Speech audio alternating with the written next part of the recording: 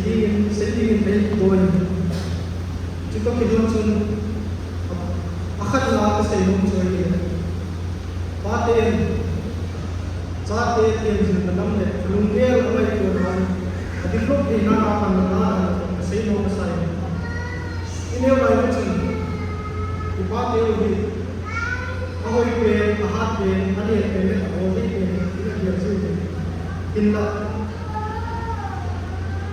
Sasa Alex Lonti nun alasat nahi.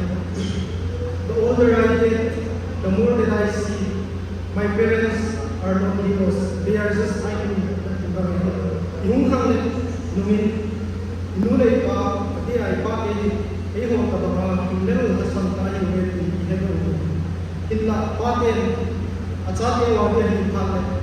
Tahi na ho kay numin at pangunin at sa ating ahoy ben school hoy ben songkol hoy ben neri ben apeti dino ben panada zero ben sibo ilongin nachate ho bin lumle ta le lumong ta ka kan le tin ni mo na lumkham na lumdon na mero songdan mo sa ko nam kipa na mero godan mo sa mo sa ni jo zalai ke mo nachate ho dunya dali ko piya college ko ta school में इतना university में इतना ये लोग coaching में इतना just an isolated tribal people village main leaders को generational wealth generational wisdom नहीं होता नमता ले हम संता के क्या होने जो से जाने पापे चुना दुनिया की पातुले पाचा तू कैसे ही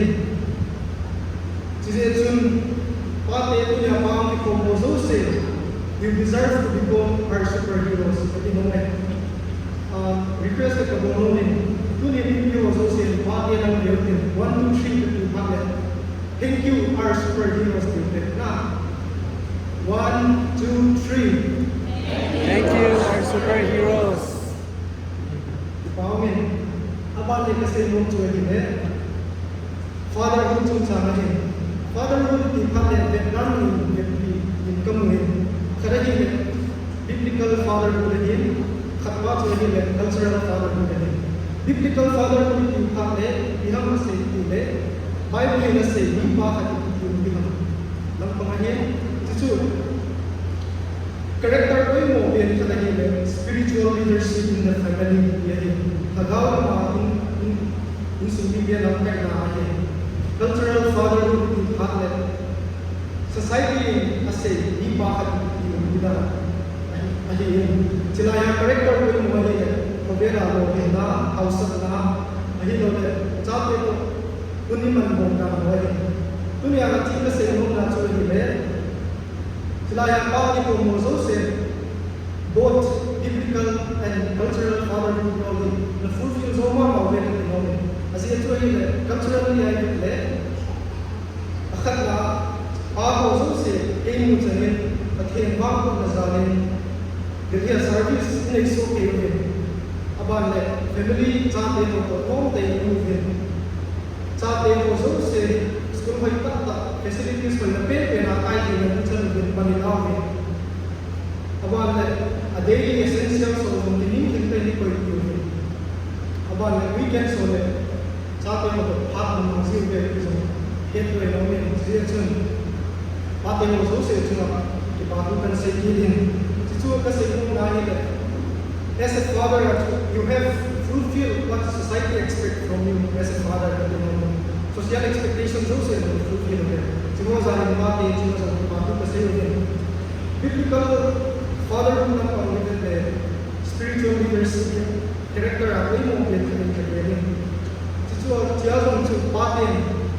Na fulfill semua mau kita. Masih itu akan lah.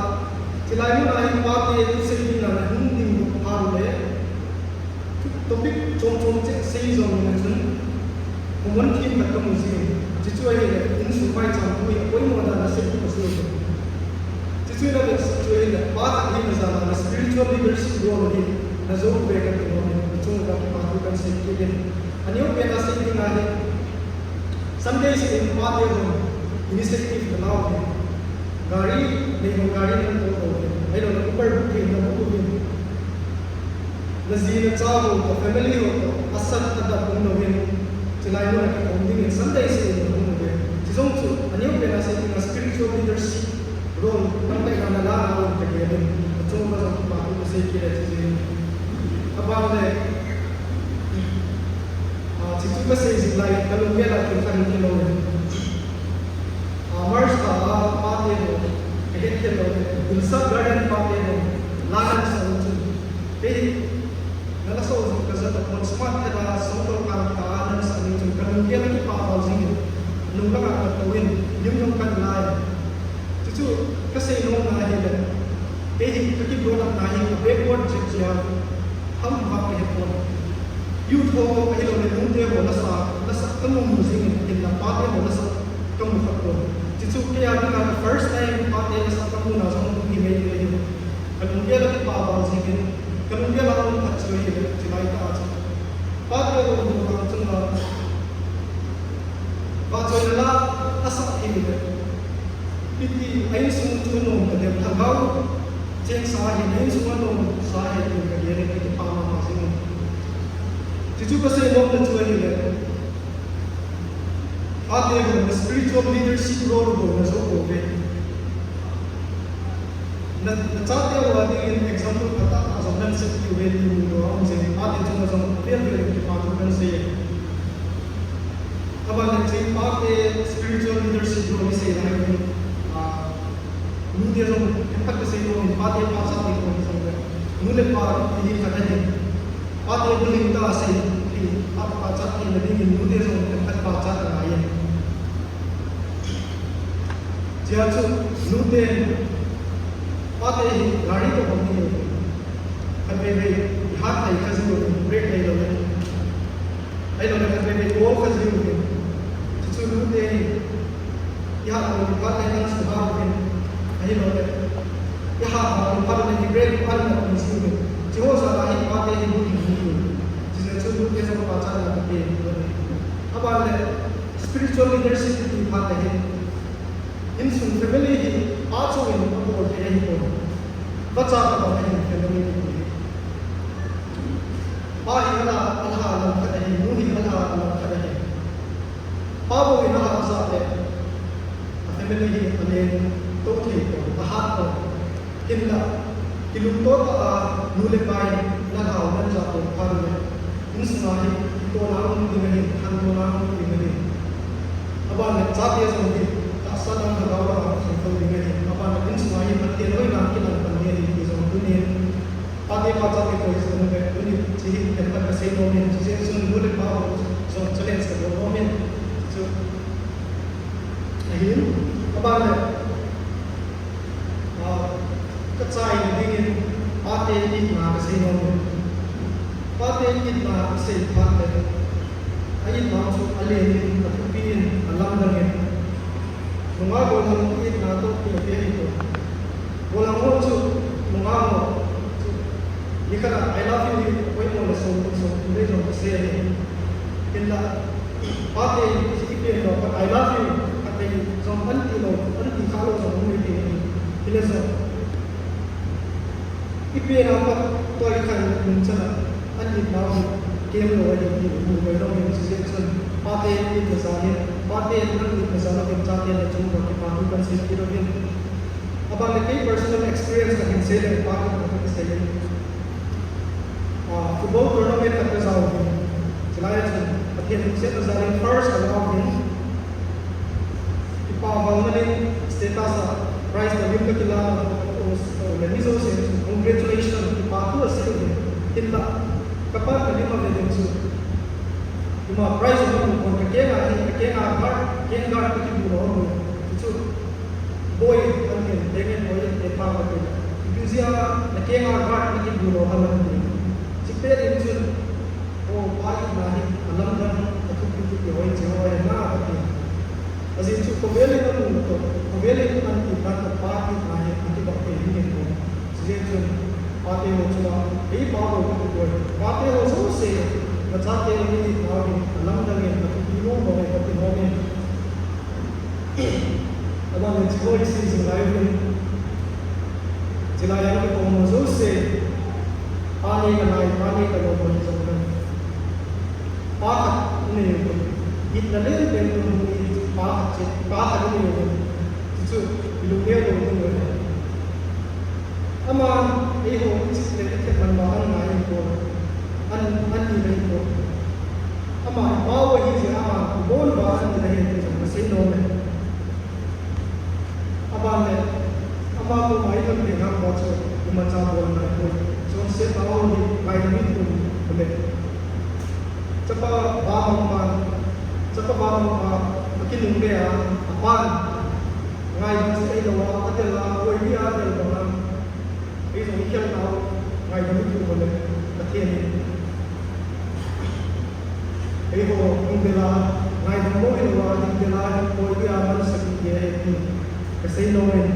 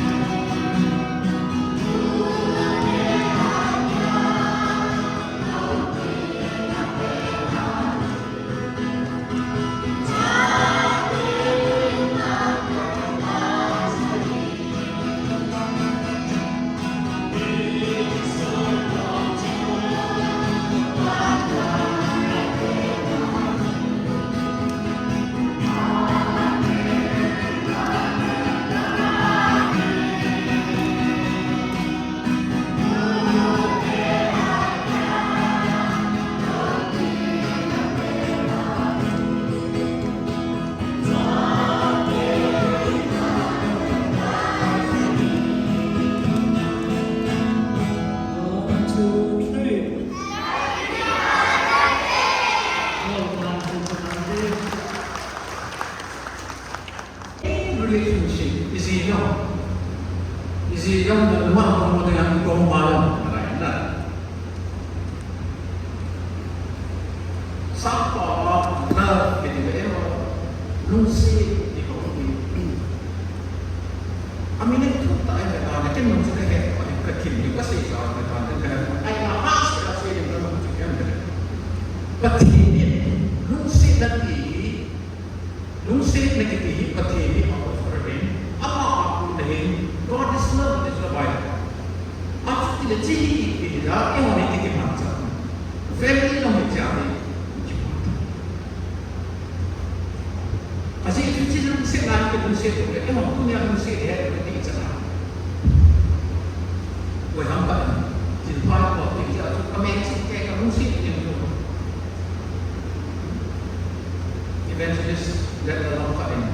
Lungsit na cakap si aku maksudnya nak resipi apa orang nah. Ayo ni kain. Itu yang kami si aku lungsit itu even ada sana win-win situation ada. Jadi lungsit itu. Kalau nak berdeng kalau ni kalau orang sedih pun tidak sedap kalau nak ayat sedih ini. Hebrew kalau istilah ni. Hebrew kalau original ni orang kerja dengan ayat kalau suami macam orang betul di muka kita orang tapi orang dalam kita orang anak ni kampung kita orang cantik kita orang anak dah ada di mana. Hebrew saya sedih ini patihin apa ini. Lungsit tu diceri biasa. Kau yang kita dari Exodus musuh berarti jam. Patinin Moses pun ada biasa. Pakai mama sangat aceh. Ahin kau Moses. Kei pakai patin ni. Hei nale otot hei Muhammad ngai kita Musa kita asingkahi. Ngai kita Musa kita asingkahi. Saya berfirman, Moses alam baik kita. Israel dan Moses saya berfirman, minta pilih khasa. Moses menghentam, kalau apa, berfirman Moses mengenal posisi di mana saya berfirman saya, kita asing. Berfirman ini Tuhan bawa berfirman ini. Jadi interpretation some some pun Bible sendiri Israel dan Hebrew dan accept atau tidak English akan translate nah itu yang steadfast love my akan interpret steadfast love and faithfulness ayam kata aku susulah amai pen dengan covenantal love. Covenantal love. Akikip na si Amun si Ino ka nang kikigil na. Akikip na si Amun si ayo musik nong Jeremiah nung kuma kita na. Israel ke lu semua Jeremiah ni dia oh akikip musik tu nong musik ni pendiam. Asyik wilayah aman, kalau musik nak mountain, kunci atau seorang kunci lagi di Thank you.